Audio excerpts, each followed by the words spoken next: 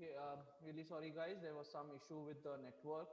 Okay, uh, just give me 1 minute. Sorry, 1 second. I'll just share the screen again. Yeah. So I was talking about being updated about the financial markets. Okay, so I request everybody, okay, to everybody who is doing an MBA, especially it's not, it may be not marketing or finance or HR, but everyone who is doing an MBA to kindly uh, yes. So to kindly go through the Economic Times or any financial newspapers, or you have your apps now. So go through the apps and try to read the newspapers every day, especially the business news every day. At least you need to be updated, because that is what matters when you go for a job interview, or when you go for a job in later stage. Okay, so yes, so I was talking about distribution of issue. So distribution of issue is when the allotment is done, the shares have to be distributed to various demat accounts of various investors. That is done by merchant bankers. So that is another feature of merchant banking. So are you clear with all these 5 points? Any doubts in these 5 points? Guys, are you clear with these 5 points? Yes, sir. Yes, okay, great. Okay, so let's move on to the next point, that is the objectives. Why do we need merchant banking, or why it is started? Okay, so basically first one is creation of capital, no doubt. Yes, merchant bankers help you in creation of capital, because they help you in issue management, they help you in issuing the shares. Okay, so basically they help you in they help the organizations in creating capitals, or basically collecting capital, in simple words. Okay, they are the forces behind creation of capital market. Okay, basically capital markets, though there are individual investors, but most of the capital markets, okay, that is your share market, are basically running on the merchant bankers itself. Okay, the big merchant bankers or the investment bankers who invest huge amount of money into the capital markets. Okay, they run the system. Okay, so that they are the force behind the creation of capital market. Then boost and facilitate economic entrepreneurship. Okay, basically since they are providing capital to the organization, they are boosting and facilitating entrepreneurship. The people, they are basically boosting people to start up new ventures, because merchant bankers are also into venture capital services. They also provide funds to the startups. Okay, so that is also one of the function of merchant banking, that is venture capital, funding for venture capitalists. Okay, so they boost economic entrepreneurship. Basically they encourage entrepreneurship. Okay, next one is preparation of project reports. Yes, merchant bankers also help you in preparing project reports. You want to start a new project and the reports have to be made, so merchant bankers play a very important role in preparation of these project reports. Okay, now project reports may be reports relating to funding, reports relating to investments, reports relating to procurements. Okay, or reports relating to scheduling of the projects. Okay, risk management of that particular project. So all these things are involved into project reports. Okay, so all these things can be the merchant bankers basically help you in preparing these reports. Okay, or sometimes reports are required by the financial institutions for funding. Okay, so those reports also can be prepared by merchant bankers. Okay, next one is market research. Yes, the most important and one of the very vital element of merchant banking is market research, because they need to advise people on investments, they need to advise people on the various corporate actions that they're going to take, or on the projects that they're going to undertake. Okay, so market research becomes a very integral part of merchant bankers, where they do a research on various securities, they do research on various projects, they do research on various activities, economic activities that are happening, and then provide suggestions, okay, based on those market research that they have conducted. Then pre-investment survey. Pre-investment survey is nothing but, okay, when you are trying to invest, okay, you have to do a survey. You cannot just invest anywhere you want. Okay, that's not what investment is. Investment is all about informed investment. Okay, you need to be informed about what and where you are investing and how much are you investing. So this pre-investment surveys are done by the merchant bankers, and they give you advices, okay, on where to invest, how much to invest, when to come out of that investment, and so on and so forth. So for that they do a pre-investment survey. Okay, so that is another objective of merchant banking. Then financial support to venture capitalists, as I said. Okay, they provide finance to venture capitalists for starting up new business. Then issue management. Okay, this we are going to deal in detail about issue management, because the next part is issue management itself. Okay, like pre-issue management and post-issue management before you are issuing the shares. So pre-issue, what are the various procedures and policies and adherences or compliances that you need to do, okay, with regards to SEBI, with regards to RBI, with regards to the Companies Act. All these compliances are met by the merchant bankers. They help you in meeting these compliances. Then post issue, after the issue is done, the various compliances, the complaints of the shareholders, issuing of shares to the shareholders, then lots of complaints you get from the shareholders, refunding the money, those who have not got the shares, refunding them the amount. All these things come under the issue management. So issue management is also a very vital part or the most integral part of merchant banking. Then next one is underwriting. I have already spoken about what is underwriting. Underwriting is basically helping a company to issue shares to the general public. They work as an underwriter. Okay, so what do an underwriter does? He purchases, he buys the shares of the company and he sells the shares to the general public, and he charges commission for issue of shares to the general public from the company. So that is called as underwriting commission. So underwriting is another function or another objective of merchant banking. Next is identify new projects. Yes, it's not only helping companies into uh, preparing of reports for the projects, it's also about identifying a new project. Okay, so that is also one of the main objective of merchant banking. They help the companies in identifying new projects, new markets, new products.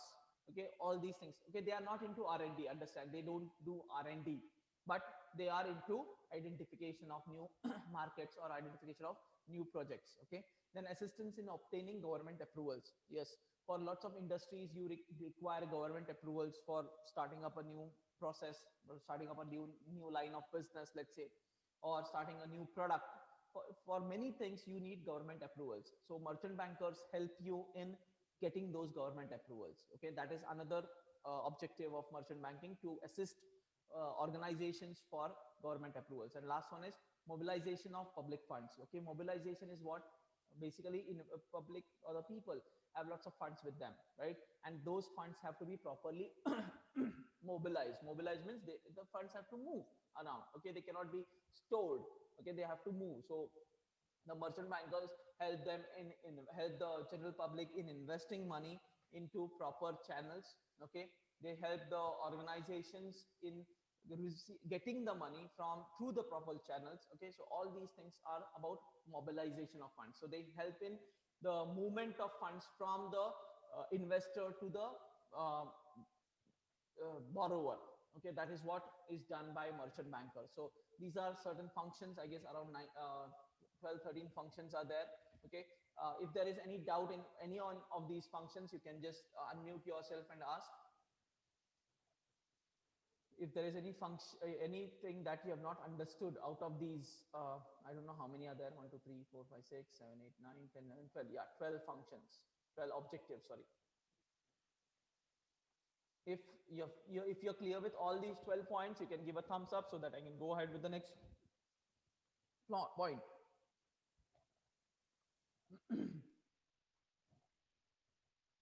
Okay, great. Okay, so let's move on to the next part, the categories of merchant banker. Okay, now categories are not fixed compartments over here, but if you see almost all the 4 categories that I have listed, okay, they have the same thing, but the as per the categories, as the category goes on increasing, the work that they do is less.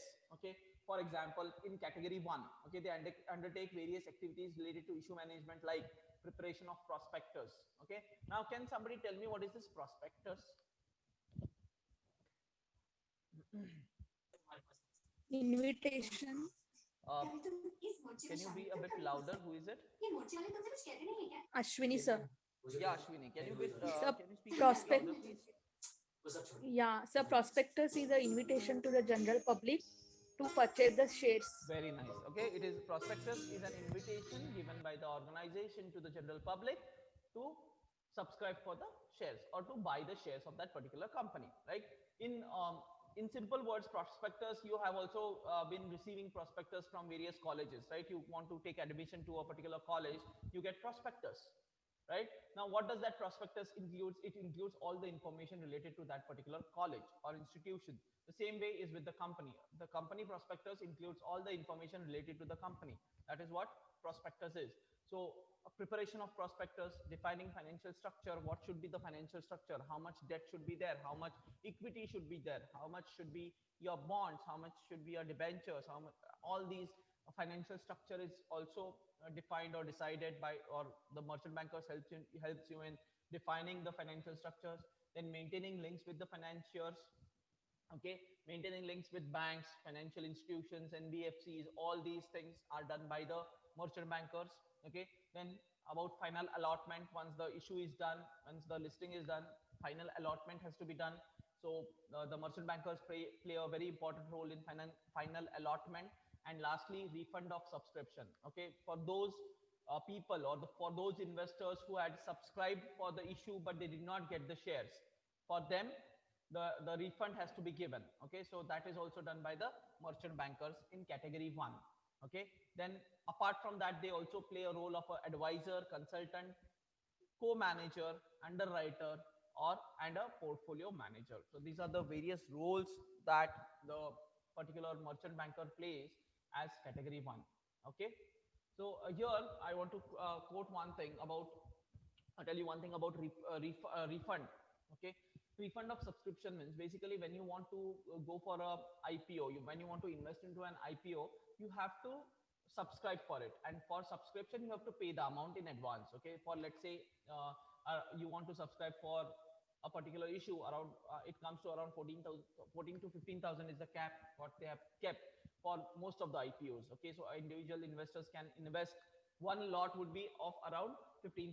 It may be 15 shares, or it depends on the value of the shares. It may be 15 shares or 20 shares, sometimes 100 shares, okay. But maximum what you can invest is around 15,000 rupees, not exactly 15,000, around 15,000 rupees, one lot. Such you can take 3 lots, 4 lots, 5 lots, depending on the terms and conditions again, okay. Now when you invest, like let's say I have invested in Mazgao Dog, I have taken one lot, okay. Now when I invest in one lot, that means I have already reserved, or I have already invested 15,000 rupees. Now whether I'll get it or no, that is the second issue, okay. First thing is I have to pay the money. So already I have paid 15,000 rupees for this particular IPO. Now when this listing happens, the allotment happens, and suppose if I don't get the shares, okay, because everybody do not get the shares, I have already told you this, right? If I don't get the shares, then what about the money? It's not a gamble where you put the money and you don't get, your money is gone. No, your money comes back to you. That is what called as refund of subscription, okay. The subscription money that you have put, like 14,900 around rupees, or 15,000 rupees, okay, if the shares are not allotted to you, then that subscription money comes back to your account. That is refund of subscription, okay. So these are the various roles that a merchant banker plays in category 1. Category 2, the roles are reduced, like it plays only the role of advisor, consultant, co-manager, underwriter, and portfolio manager. So it does not play the role of a preparing of prospectus and all those things, okay. Those roles are reduced there. In category 3, again they are reduced to only underwriter and advisor and consultant, okay. So your portfolio manager is gone. So under category 3, they do not play a role of portfolio manager. They are just underwriters or advisors and consultants. And in category 4, they are just advisors or consultants. They are not even underwriters, okay. So the roles basically go on reducing as the category goes ahead, okay. So 1, maximum roles; 2, the roles are reduced; 3, further reduced; and 4, it's only restricted to advisor or consultant. Are you clear with these categories of merchant banker? Everybody is clear with the categories of merchant banker? Any doubts in any of these points? Guys, please interact. And I'm not asking you to speak. At least if you're clear, you can show a thumbs up so that I can go ahead. Okay, I expect that everybody is clear with these categories of merchant bankers. So let's move ahead with the last part for today, that is services offered. I may not be able to complete all the services. Let's see, whatever I am able to complete, I'll try to complete it, okay, because we are left with another 3.5 minutes, okay. So services offered, What are the various services that are offered by a merchant banker? First one is corporate counseling. Now, corporate counseling means what? Um, any corporation which requires any counseling related to any financial decision. It may be related to issue of shares. It may be related to loans. It may be related to investments. It may be related to dividends. It may be related to mergers and acquisitions. It may be related to divestitures. Okay. It may be related to anything. Merchant bankers are the experts in giving you counseling services. Okay, so that is called as corporate counseling. So your project counseling, the points that are mentioned below are also a part of corporate counseling. Okay, so they provide corporate counseling services which helps the organizations in um, understanding or in taking financial decisions. Okay, next one is project counseling. Now project, when you, again a part of corporate counseling, but let's understand them in detail. Project counseling basically talks about whether we should go ahead with a particular project or no, whether that particular project is viable, feasible or not. Okay, so a merchant banker basically does lots of calculations and surveys, and lots of techniques are involved, and ultimately they come with a decision whether the project is good or bad, whether it is viable, feasible or no. Okay, and accordingly they counsel the organizations on projects. Okay, so whether to go ahead with a project or not to go ahead with a project, that is what project counseling talks about. Loan syndication. Loan syndication is basically collection of loans for the organizations, for the clients. Okay, suppose I am a merchant banker and I am a merchant banker for company ABC. ABC Corporation is my client. Okay, so it's my responsibility to provide loan facilities to ABC Corporation. Okay, so that is what loan syndication is. So I will not get loans from only one bank. I may have to take loans from n number of banks. So I am not going to take a loan. I'm going to arrange for that.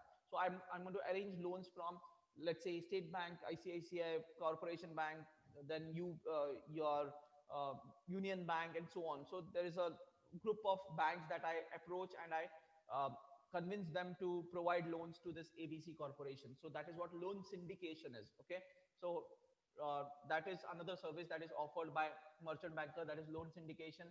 The next one is management of capital issue. That is what we have already discussed in the previous slide. The merchant bankers will help the organization in issuing shares, whether it is pre-issue services or post-issue services. So all these services are provided by merchant bankers. Okay, so we are left with less than a minute, so I'm not going to continue with the next part. Okay, we'll continue it in the next class. So far we have covered the 4 points. Are you clear with all these 4 points, the services offered?